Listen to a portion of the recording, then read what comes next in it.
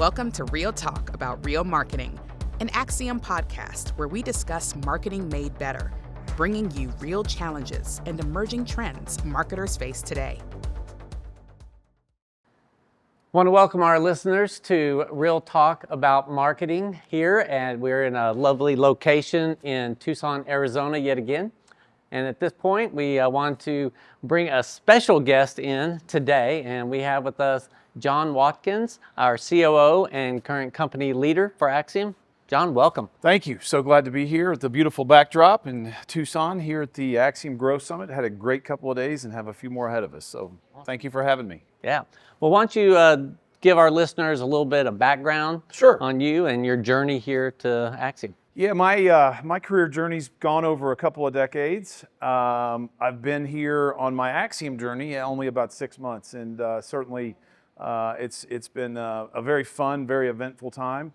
I spent about 15 years at Merkle in a number of different leadership roles. The last year or so, I was the global transformation leader, bringing 30 plus agencies together under the Merkle umbrella within Dentsu, and then was spent many years as Merkle's COO and technology leader. And before that, I started out on the small company side, data licensing many moons ago. And so anyway, it's been an interesting journey thus far. Yeah, absolutely. And certainly the experience that you had with the large holding company, with a kind of a data identity and services business, and then now having that with Acxiom, interesting kind of convergence there. Yeah, absolutely. It's certainly, again, I've already said it 4 or 5 times in the last few minutes, but the journey that we're on, and it's certainly one that you learn in working within a holding company, and how those relationships work across sister agencies, especially something's the size and scale of IPG. So it's you learn something new, almost every day, frequently. Yeah. So John, I mean, speaking of holding companies, we're obviously part of one of the big holding companies in IPG. Since being here at Acxiom, we were acquired essentially to be that kind of data and technology layer in the overall stack within the agency. How do you feel like, where do you feel like we are in that journey? Do you like as far as adoption and just kind of being at that utopic point where we're delivering on the expectation? Well, since the acquisition about 5.5 years ago, quite frankly, it's been slow. I think we've made great progress in the last 60, 75 days. And I think we're going to see the momentum only increase. So really excited about that, especially when you think of the opportunity we have with the 80 plus agencies across IPG, of how we really become the data and technology layer, especially even you think about the new opportunity we just signed with Adobe, and really at the ad tech intersection of media and creative, powered by data and identity. So you think about creative campaigns for a big brand, and they could have thousands of different creatives, and it can be tailored in 1/100th of a millisecond, tied to Acxiom's reach data and identity tools and solutions. It's super exciting. So I think we're only going to see more and more of that very quickly. So take a moment just to be maybe a little reflective of the industry. So where we've been even, a decade ago, or even just 5 years ago, to where we are today, and kind of where you see Acxiom going. What is your thought on that? Yeah, as I really think about, really the last 15 years in the marketing ecosystem, the migration to more, digitally native focus. Certainly, we still play such a huge role from a direct mail side, working with the largest banks, which are our top customers. I think we'll continue to see a disruptive wave come from AI, and ultimately it's going to be really exciting for us. Certainly, there's risks associated with AI that we don't know what we don't know about AI at this point, but there's still just tremendous opportunity to use AI to even think about the speed to revenue with AI, and how it can reduce cycle times. We're seeing such great productivity gains, 20 to 60% or more across development activities. And so I think we still, as I said a moment ago, we don't know what we don't know about AI, but it's a really powerful opportunity for us to drive efficiencies, to drive productivity. And given our overall macroeconomic conditions, so many of our customers are worried about where every dollar is spent. I think it'll allow us to really, help manage some expense and work smarter, not harder. Yeah, no, I was going to say, speaking of that, it's like, a lot of our listeners are obviously dialed in because we work in the marketing business. Sure. And, they're marketers, and marketers tend to get concerned when there's a down economy, right? Wallets are tightening, interest rates are up, brands are trying to figure out, what has to go, and a lot of times marketing's the first on the chopping block, right? So being a data-driven marketing company, I mean, what are your thoughts? How can brands leverage data to actually, generate efficiencies, or how do we actually help, not just from the revenue perspective? Yeah, absolutely. So I know that the CEO, CFO, CMO, COO are all mindful of what they're spending. And they want to make the most efficient use of every dollar that they have, whether it's around acquiring new customers, retaining their current customers, and really being mindful of the opportunity they have around AI. And certainly there's risks associated with AI, with regulatory, bias, et cetera, that they've got to be very careful with. But I think, again, using the data and identity tools that we have and solutions available from Acxiom can be a great partner with them in making sure that they're leveraging their spend in a very fiduciary, focused manner that still provide great outcomes and that value that Acxiom is known for delivering to clients in such a way that they can minimize their spend, still have effective marketing, to your point, retaining, because marketing is often the first thing that they look to cut, that continues to drive new customer acquisition as well as that retention that's so important.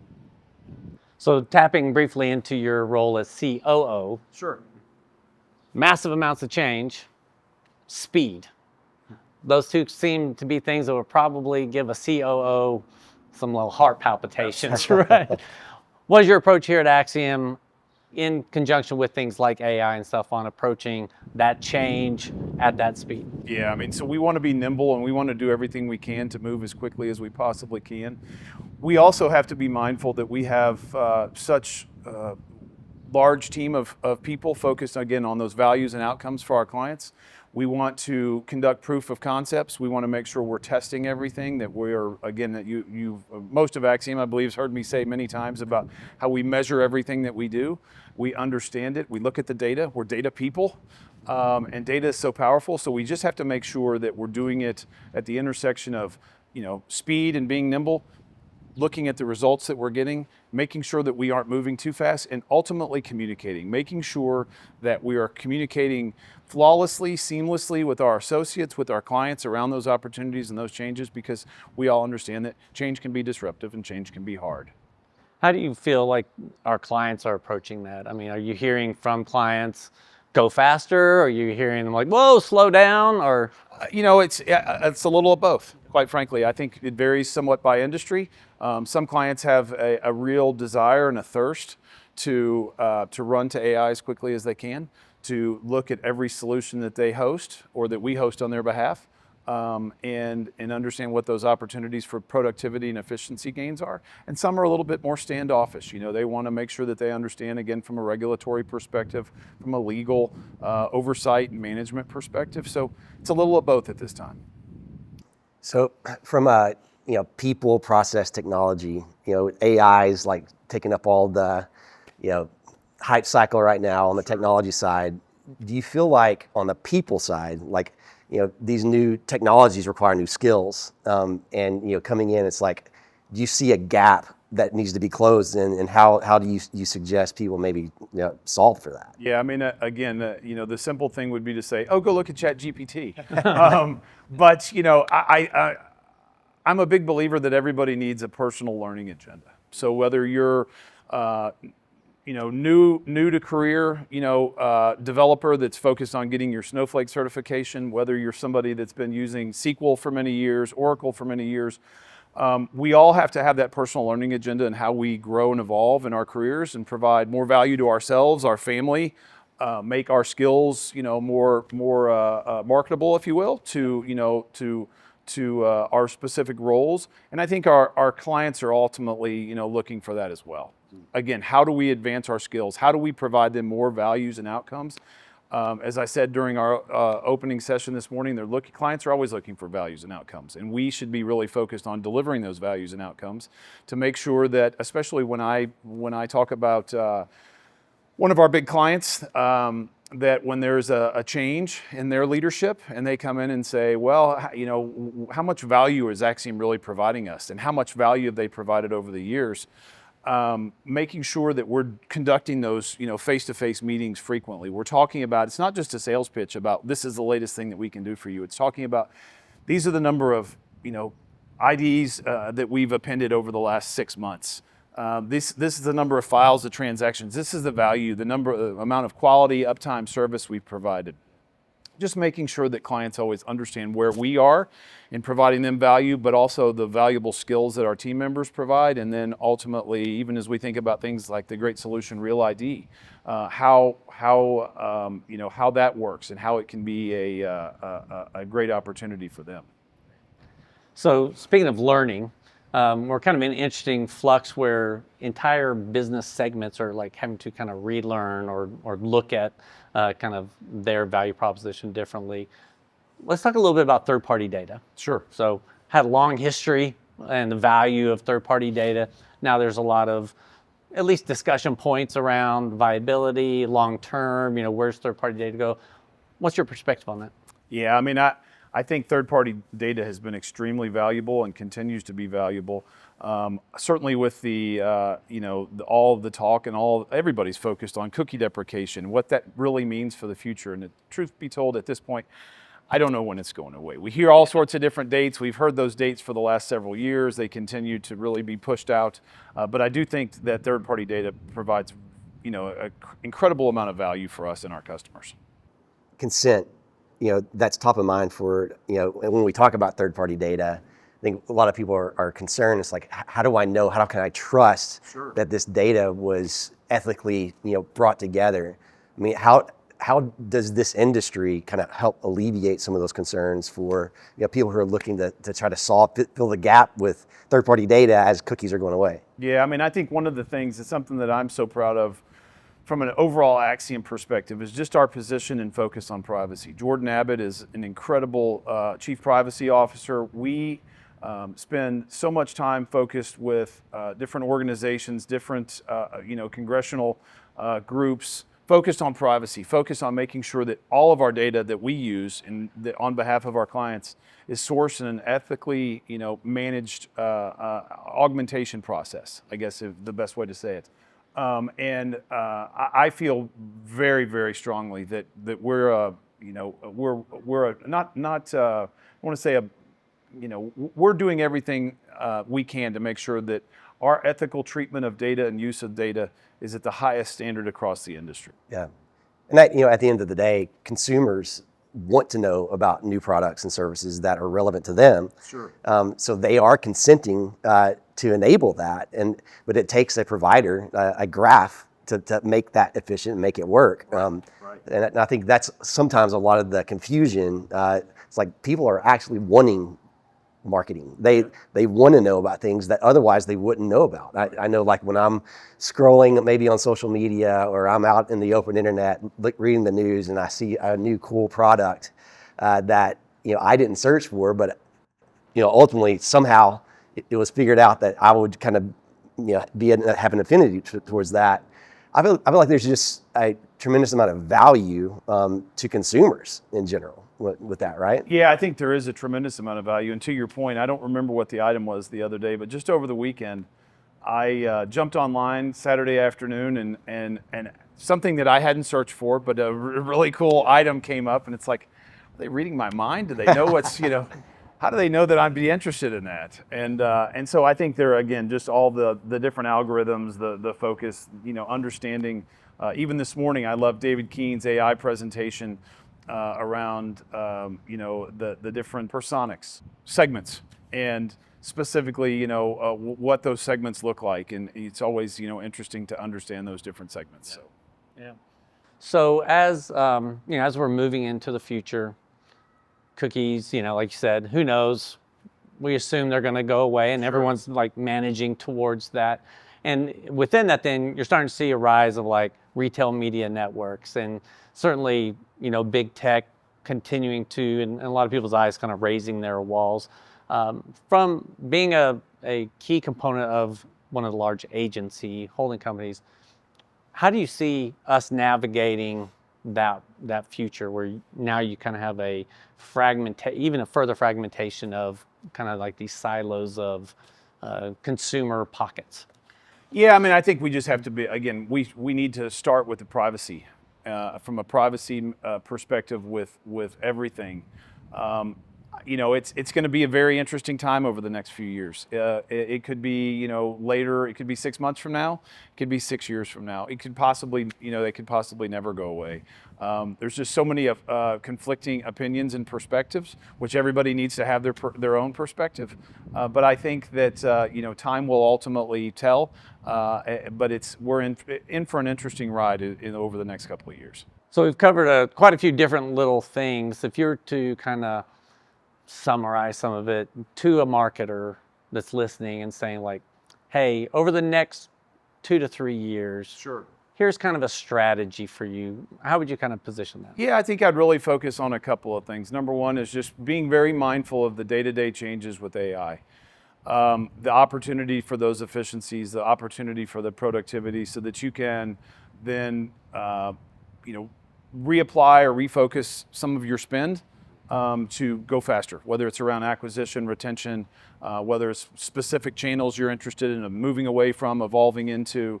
I think that focus on AI, and again, at that focus of ad tech at the intersection of media and creative, using Acxiom's rich data and identity products is a great opportunity for marketers. Do I have to do that in Snowflake? You do not have to do that. We like to provide solutions, and we like to be able to use many different tools, be tool agnostic. Snowflake is a great tool and it's an opportunity, but you don't have to do it specifically in Snowflake. Yeah, and I think that ability to, I guess, disintermediate, honestly, all the disruption or all the different applications or platforms and take more control. I think one of the themes that we're seeing brands try to do with their own data. Yeah, right? well, and even like this new opportunity we recently entered into strategic partnership with Adobe, using the suite of Adobe tools. Again, even using the Gen AI tool. Again, it's so powerful using Acxiom data, Acxiom technology for identity. Partnering with Adobe around that intersection of media and creative, it's going to be an incredibly powerful tool, and we're so fortunate to have a great partnership going with Adobe, but we do have we do have other solutions as well. Yeah. I think that's a great call out, because yes, everyone's really looking on kind of that higher level function, which is like the AI, whether it's Gen AI or whatnot, but just like, don't forget the data, right? And we talked about it in a previous episode with Tammy Ammons, about hallucinations, and just like good data is necessary for great AI. Absolutely. Right? And that's exciting that Acxiom is positioning itself right at the heart of that, and a foundational layer there. So, well, we ultimately always want to give our clients, Acxiom clients, the greatest experience they can possibly have in working with us, and they want to do the same with their customers. And so at the foundation of all of that is data. And for over 50 years, Acxiom's been a global leading provider of data, and hopefully we have 50 more years ahead of us. There you go. Well, yeah, I know we're probably getting pretty close to wrapping up on time. I think we should do maybe a little lightning round thing with John here. Maybe have some fun with it. John, your favorite job ever? Maybe let's start with your first job. My first job was in the 6th grade stocking milk at a little neighborhood grocery, and I think I made like $2 an hour. It was great. It was owned by a family, and it was fun, and it was a way to start really a great work ethic. So tapping into this concept of AI, then just quick. If an AI was to assess John, what would be something that it would call out as being specific to you? Being excessively tall at 6'9", I'm taller than your average bear, and so I think that's the first thing it would identify. Yeah, it might be interesting to run you through some of the image AIs to see kind of how Sure. you come out. You might be Slender Man or something Yes. in there. But. Okay, so with AI, next 5 to 10 years, do you have a dystopic perspective of where AI is taking us, or a positive kind of view on what the outcome's ultimately going to be?